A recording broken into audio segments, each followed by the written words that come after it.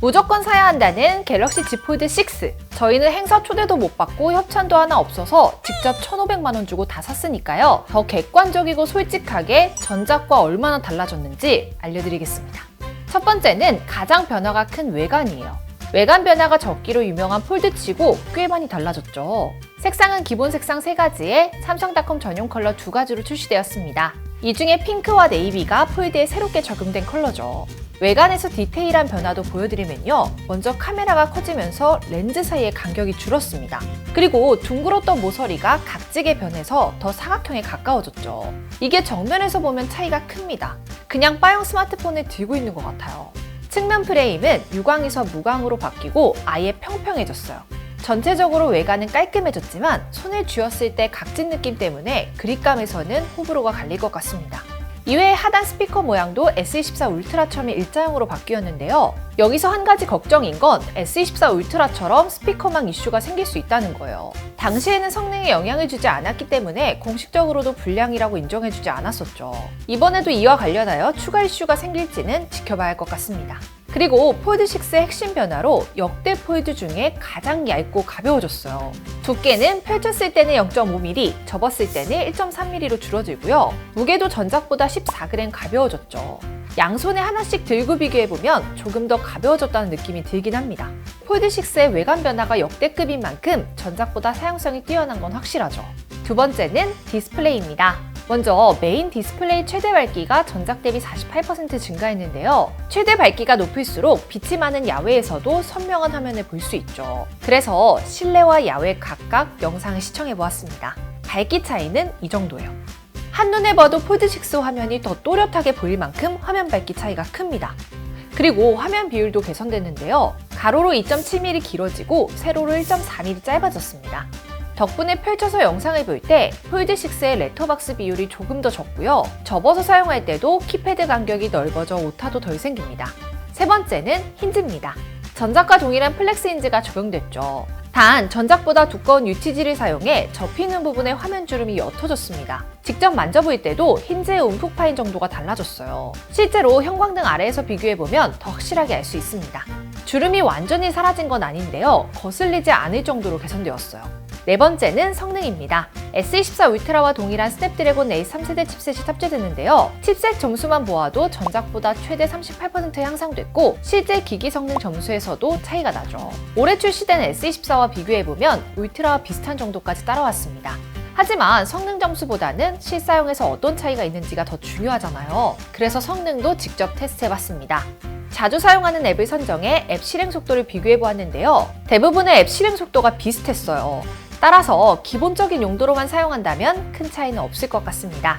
다음으로 폴드5, 폴드6로 고사양 게임인 원신을 풀옵션으로 돌려보았는데요. 두 제품 모두 끊김이나 자잘한 렉 없이 원활하게 플레이 가능했습니다. 솔직히 그래픽도 큰 차이 없었어요. 더 자세한 게임 성능 차이를 확인하기 위해 3D 마크도 돌려보았습니다. 최고점과 최저점 차이는 이 정도였는데요. 전체적으로 폴드6 점수가 더 높죠. 그리고 게임 안정성 또한 폴드6가 더 높아 장시간 사용하기도 적합합니다. 즉 평소에 게임을 자주 하신다면 더 쾌적하게 플레이 가능한 폴드6 추천드려요. 또 한 가지 중요한 게 램이죠. 폴드6는 전작과 동일한 12GB입니다. 보통 램 용량이 클수록 다양한 작업을 동시에 처리할 수 있고요. 앱 리프레시 현상도 줄어들게 됩니다. 하지만 폴드5와 폴드6 모두 12GB 램이라 리프레시 현상은 없다고 보시면 돼요. 실제로 저희가 테스트를 해보았는데 차이가 아예 없었습니다. 다섯 번째는 배터리예요. 전작과 동일한 4400mAh로 폴드3부터 전혀 변화가 없죠. 실제 사용 시간은 얼마나 차이가 날지 저희가 직접 배터리 테스트를 해보았는데요. 전작보다 약 1시간 정도 더 쓸 수 있다고 보시면 돼요. 추가로 폴드6에는 전작 대비 1.6배 더 커진 방열판도 탑재되었어요. 직접 발열을 확인해보기 위해 게임을 돌린 상태로 발열을 측정해보았습니다. 초반에는 폴드6의 발열이 더 심했는데요. 일정 시간이 지난 후부터는 폴드5보다 더 안정적으로 온도가 유지됐죠. 이건 소프트웨어 최적화 이후 달라질 수 있다는 점 참고해주시면 될 것 같습니다. 여섯 번째는 카메라예요. 2억 화소가 탑재될 거란 루머가 있었지만 결국 동일한 스펙 그대로 출시되었어요. 그래도 후보정 성능에 따라 결과물에 차이가 생길 수 있는 만큼 직접 차이점을 확인해 보았습니다. 먼저 전작과 색감부터 크게 다르지 않고요. 선명도나 디테일에서 차이가 거의 없죠.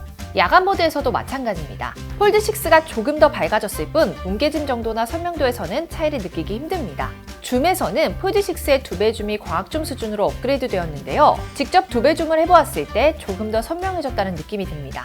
다만 엄청난 차이까지는 아니에요. 디테일한 부분이 조금 더 남아있는 정도입니다.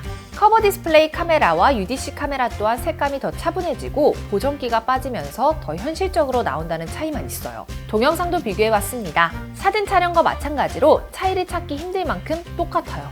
손떨림 방지 기능도 확인해 보았는데 두 제품 모두 흔들림을 잡아주는 정도가 비슷합니다. 개선됐다고 말하기에는 애매한 정도죠. 정리하자면 카메라 때문에 폴드6를 구매하진 않아도 될 것 같습니다. 어떤 휴대폰으로 찍었는지 구분하기 힘들 만큼 비슷하기 때문이죠. 7번째, 업그레이드된 AI 기능입니다. 전작의 경우 업데이트로 대부분의 AI 기능을 사용할 수 있는데요. 폴드6는 여기에 3가지 기능이 추가돼요. 먼저 스케치 변환 기능이에요. 간단하게 스케치만 해주면 AI가 완전한 이미지로 완성시켜주죠. 그리고 인물사진 스튜디오 기능으로 이미지를 다양한 스타일로 변환할 수 있습니다. 번역 기능도 폴더블의 장점을 살려 더 활용하기 좋아졌어요. 메인 화면과 커버 화면에서 동시에 번역된 내용을 확인할 수 있습니다. 실시간으로 각자 화면을 보면서 원활한 소통을 할 수 있죠. 심지어 실시간 번역 기능도 외부 앱에서 사용 가능해졌어요. 추후 업데이트로 다른 기종에서도 사용 가능할 예정이지만 당장은 플립6와 폴드6에서만 가능한 기능인 건 특장점이죠. 마지막으로 가장 중요한 가격인데요. 현재 폴드6와 폴드5의 최저가를 비교하면 약 50만 원 차이가 나죠.